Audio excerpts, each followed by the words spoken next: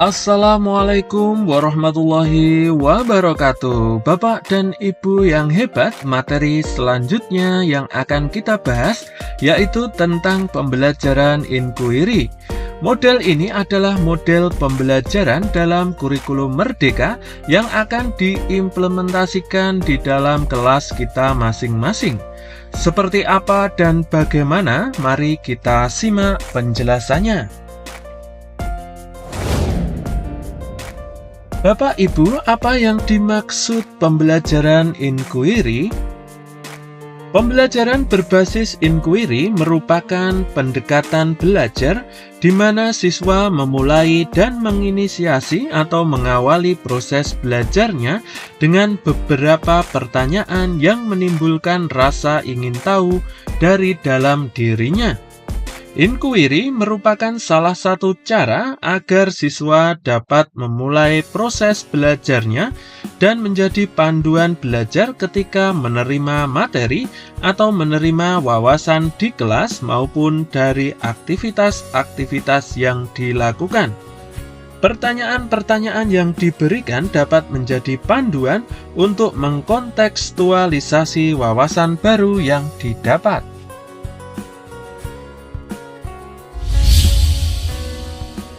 Dari sebuah penelitian, kita hanya belajar 10% dari yang kita baca, 20% dari yang kita dengar, 30% dari yang kita lihat, 50% dari yang kita lihat dan dengar, 70% dari yang kita bicarakan, 80% dari yang kita lakukan secara langsung, 95% dari yang kita ajarkan ke orang lain.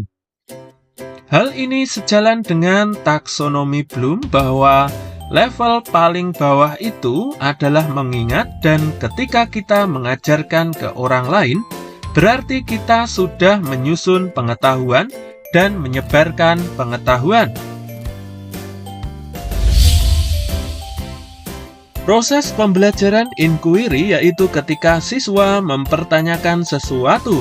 Ketika kita misalnya ingin tahu tentang sesuatu dan perlu tahu tentang sesuatu, kita bertanya tentang hal tersebut. Lalu, ketika siswa mencari tahu, siswa sebenarnya melakukan penelitian mencari tahu, mendengar, melihat, membaca, sampai akhirnya dibicarakan dan didiskusikan dengan siswa lainnya. Ini semua dilakukan agar siswa dapat memahami apa yang mereka tanyakan. Proses ini menjadi siklus dan akan berlangsung terus-menerus. Pembelajaran inquiry sangat dekat dengan siswa karena benar-benar proses belajar yang terjadi secara alami. Kombinasi pembelajaran inquiry dan pembelajaran berbasis proyek akan menjadi model pembelajaran yang sangat bagus untuk para siswa dalam mempelajari hal-hal yang baru. Adapun fase dalam pembelajaran inquiry antara lain, yang pertama yaitu mendefinisikan masalah. Ketika siswa mengajukan pertanyaan, sebenarnya siswa sedang berusaha untuk mendefinisikan masalah. Masalah ini yang akan diolah dan akan dicoba untuk diselesaikan melalui fase-fase berikutnya. Yang kedua yaitu mendefinisikan pengetahuan yang sudah dimiliki. Siswa perlu mengakui apa yang sudah diketahui, pengetahuan, pengalaman, wawasan siswa perlu diakui dan didaftar supaya dapat diidentifikasi apa yang sudah diketahui dan apa yang belum diketahui terkait dengan pertanyaan atau masalah yang diajukan di tahap awal. Yang ketiga yaitu merencanakan atau mengalokasikan tugas untuk menjawab hal yang belum diketahui.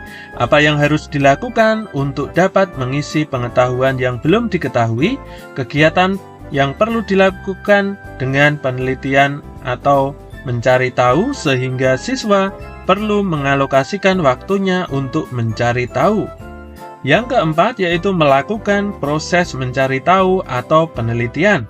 Setiap proses yang dilalui, apa saja yang ditemukan, dari mana sumbernya, perlu dicatat dan juga pencatatan terutama saat melakukan wawancara dengan orang lain, informasi apa yang didapat dan dari siapa. Yang kelima yaitu merangkum dan menyimpulkan pengetahuan yang sudah dikumpulkan.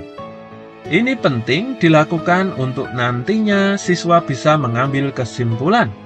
Ketika siswa ingin merencanakan aksi apa yang perlu dilakukan untuk menyelesaikan masalah tersebut.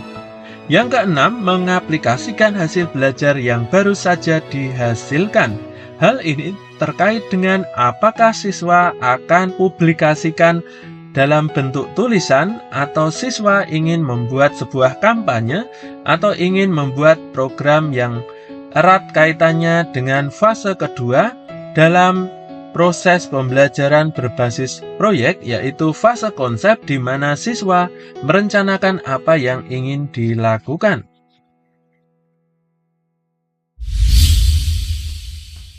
Adapun beberapa manfaat penerapan model pembelajaran inquiry yaitu sebagai berikut. Yang pertama, siswa mampu mengembangkan keterampilan bertanya, penelitian, dan komunikasi. Yang kedua, meningkatkan kolaborasi dan kerjasama antar siswa atau kelompok untuk mendapatkan hasil belajar yang maksimal. Yang ketiga, mampu memecahkan masalah, membuat solusi, dan mengatasi pertanyaan masalah kehidupan nyata. Dapat mengembangkan bakat, mengembangkan keterampilan berpikir kritis, dan meningkatkan keberhasilan belajar. Yang keempat yaitu meningkatkan partisipasi dalam penciptaan dan perbaikan ilmu pengetahuan dalam belajar.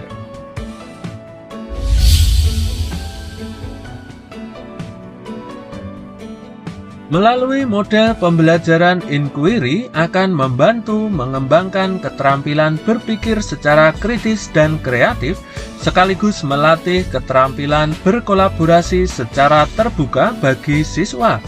Proses pembelajaran ini dikembangkan agar siswa dapat terlibat secara aktif dalam proses pengamatan, menanya, mencoba, mengolah data, dan menyajikan serta menyimpulkan atau bahkan menciptakan suatu inovasi baru.